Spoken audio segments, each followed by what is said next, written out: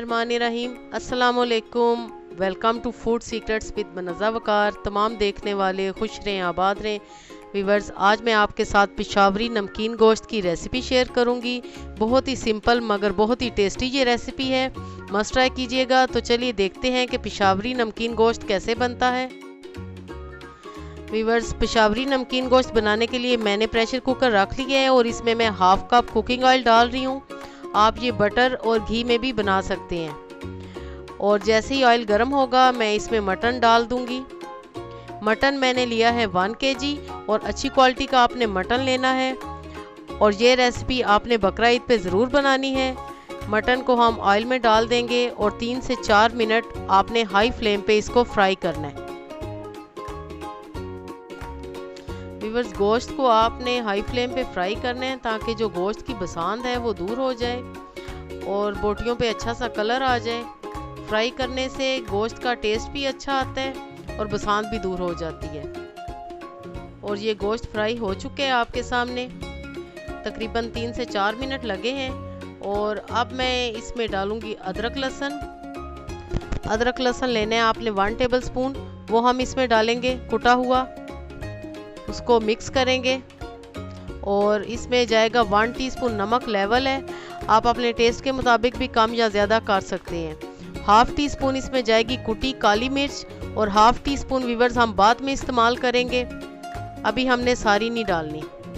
नमक और काली मिर्च के साथ 1 से 2 मिनट के लिए फ्राई करेंगे गोश्त को। और अब हम इसमें डालेंगे 1 टीस्पून सफ़ेद ज़ीरा। बारी बारी आपने इंग्रेडिएंट्स डालने हैं ताकि सब का अच्छा सा फ्लेवर आए, क्योंकि ये इस गोश्त में बहुत ही कम मसाले जाते हैं, तो आपने हर मसाले से फ्लेवर लेना है। अब हम इसमें डालेंगे 2 अदद टमाटर, बड़े साइज के ये टमाटर हैं। अगर आप नहीं डालना चाहते तो ना डालें, वैसे इससे बहुत अच्छा टेस्ट आता है और फ्लेवर भी आता है। तो टमाटर डालने के बाद हम 1 से 2 मिनट फिर भूनेंगे। व्यूअर्स, अब हम इसमें डालेंगे 1 गिलास पानी और पानी को हम मिक्स करेंगे अच्छे से।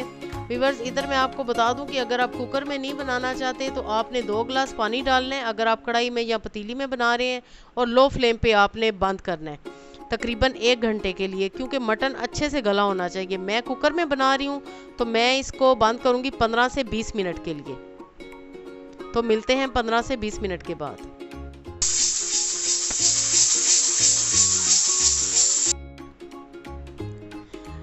अब हम खोलते हैं कुकर को। कुकर ठंडा हो चुका है, जैसा कि इसका तरीका है खोलने का, आपने बिल्कुल वैसे ही इसको खोलना है। और व्यूअर्स, अभी आपको इसमें पानी नज़र आ रहा है। अब हमने क्या करना है कि हम इसको भूनेंगे। बाज़ लोग इसी तरह पानी वाला पसंद करते हैं, यानी कि लाइट सा शोरबा उसमें होता है, लेकिन हमारे घर में बिल्कुल भुना हुआ खाया जाता है, तो इसलिए मैं बिल्कुल पानी को ड्राई कर दूंगी। गोश्त बिल्कुल बेहतरीन गल चुके हैं और आपने गोश्त को सही गलाना है। अगर गोश्त अच्छा गला नहीं होगा तो नमकीन गोश्त का बिल्कुल भी मज़ा नहीं आएगा।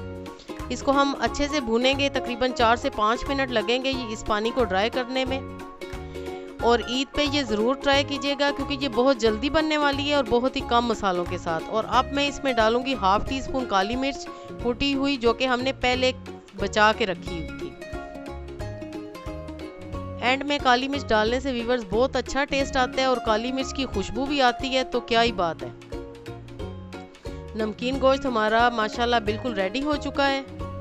अब हम इसमें डालेंगे हरा धनिया, थोड़ी सी कटी हरी मिर्चें और अदरक के स्लाइसेस, और मैं इसको डिश आउट करती हूँ और फाइनल लुक आपको दिखाती हूँ। माशाल्लाह अल्हम्दुलिल्लाह, मज़े का पिशावरी नमकीन गोश्त बिल्कुल रेडी है। व्यूअर्स, मस्ट ट्राई कीजिएगा और रेसिपी पसंद आए तो लाइक और शेयर भी ज़रूर कीजिएगा। अपनी दुआओं में याद रखिए। ओके देन, अल्लाह हाफिज़।